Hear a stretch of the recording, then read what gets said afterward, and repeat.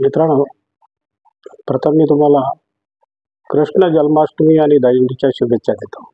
नमस्कार. आज माझा 26वा व्हिडिओ. चला तर बघूया काय.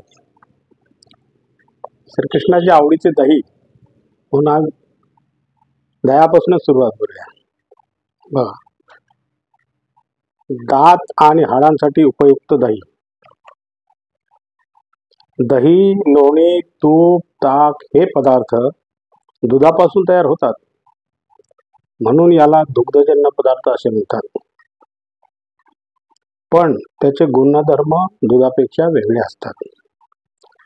आपल्या देशात घरोघरी दही तयार करतात. दही दात आणि हाडांसाठी अतिशय उपयुक्त असते. दह्यापासून अनेक पदार्थ तयार केले जातात. उदाहरणार्थ दही पराठा, दही वडा, दही मिसळ, लस्सी, ताकापासून बनवलेली कढी स्वादिष्ट लागते. बंगालचे गोड दही जगप्रसिद्ध आहे. या दह्याला बंगाली भाषेमध्ये मिष्टी दोही म्हणतात. दही कॅल्शियमचा उत्तम स्रोत आहे. दही कॅल्शियमचा उत्तम स्रोत आहे.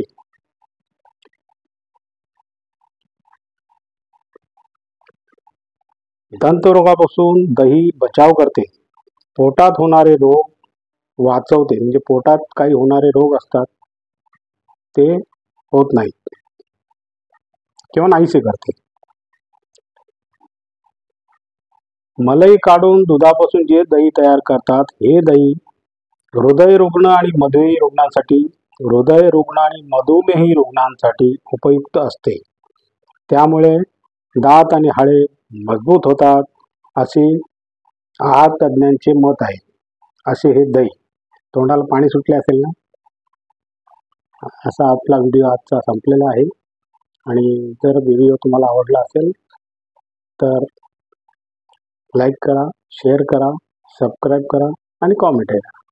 नमस्कार. जय हिंद.